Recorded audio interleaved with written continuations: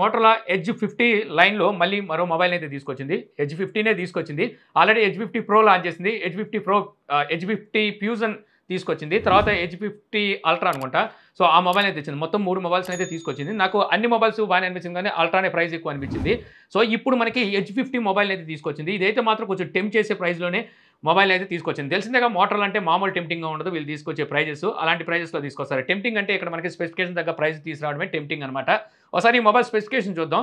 ఈ మొబైల్లోని డిస్ప్లే మనకి 6.67 inches 1.5K రెజల్యూషన్తో POLED display అయితే ఉంటుంది. 120 Hz display refresh rate support చేస్తుంది. క్వాల్కామ్ స్నాప్డ్రాగన్ 7 జనరేషన్ 1 ఈ ప్రాసెసర్ అయితే ఉంటుంది.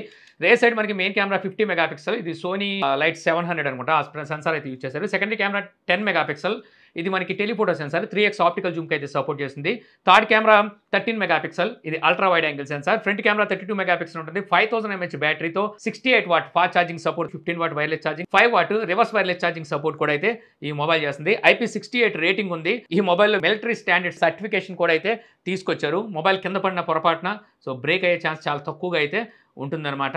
మొబైల్ ప్రైస్ కూడా మనకి 8GB 256GB variant single variant తెచ్చినట్టున్నారు. 27,999 రూపాయలు ప్రైస్ పెట్టారు. దాదాపు 28,000 రూపాయలు ఆఫర్లో కలిపి మీకు 26 ఏమో 27 వస్తుంది మొత్తానికి.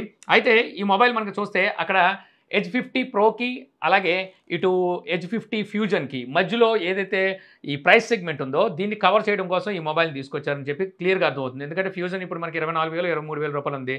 ఎడ్జ్ 50 ప్రో వచ్చేసరికి దగ్గర దాదాపు 30,000 రూపాయల ప్రైస్ ఉన్నట్టుంది. దాని మధ్యలో కవర్ చేస్తూ ఈ మొబైల్ని తెచ్చారు. మొబైల్ అయితే మాత్రం ఎక్సలెంట్ ఉంది స్పెసిఫికేషన్ వైజ్గా చూస్తే. కాకపోతే 2 డ్రాబ్యాక్లు నాకు బాగా కనబడ్డాయి. ఒకటోసరికి స్నాప్డ్రాగన్ 7 జనరేషన్ 1 ఇది 2022 మే నెలలో అనుకుంటా మేబీ అప్పుడు లాంచ్ చేశారు. అంటే 2 years అయిపోతుంది ఈ ప్రాసెసర్ వచ్చి.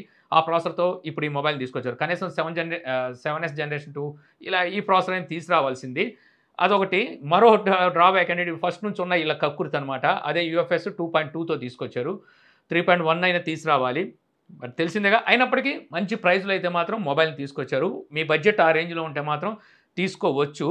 ఇక నెక్స్ట్ న్యూస్ వస్తే మనకి పోకో M6 ప్లస్ లాంచ్ చేసింది. మొబైల్ మనకి 6.79 inches full HD plus 120 Hz display refresh రేట్తో IPS LCD డిస్ప్లే అయితే ఈ మొబైల్కి ఉంటుంది.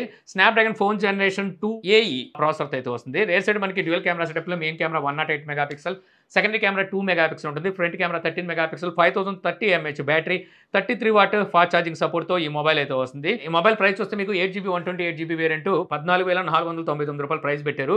బ్యాంక్ ఆఫర్ ఉంది. HDFC, ICICI అలాగే SBI కార్డు యూజ్ చేసి మనం పర్చేస్ చేస్తే అప్ టు 1000 రూపీస్ వరకు మీకు తగ్గుతుంది. ఎక్స్చేంజ్ బోనస్ ఇంకో 1000 రూపీస్ అయితే ఇస్తున్నారు. మనకి ఆగస్ట్ 5వ తారీఖు నుంచి మొబైల్ అయితే సేల్కి తీసుకొస్తున్నారు. ఆ ప్రైస్లో చూస్తే మనకి వేరే ఆప్షన్స్ ఉన్నాయి. అలా అని చెప్పి ఇదేమి మరి తీసేసే మొబైల్ కూడా కాదు. తీసుకోవచ్చు ఆ ప్రైస్కి. ఓకే ప్రైస్ అనమాట అది. దానికన్నా మీరు ఇంకొంచెం నన్ను అడిగితే ఇంకొక 1500 ఏమో ఎక్స్ట్రా వేసుకుంటే 15,000 రూపాయలు మనకి లావా బ్లెజ్ ఎక్స్ అని చెప్పి కర్వ్ డిస్ప్లేతో మొబైల్ వస్తుంది. ఒక కర్వ్ డిస్ప్లే మొబైల్ కావాలంటే దానికి వెళ్ళిపోమంటాను. శుభ్రంగా మనకి AMOLED డిస్ప్లేతో వస్తుంది.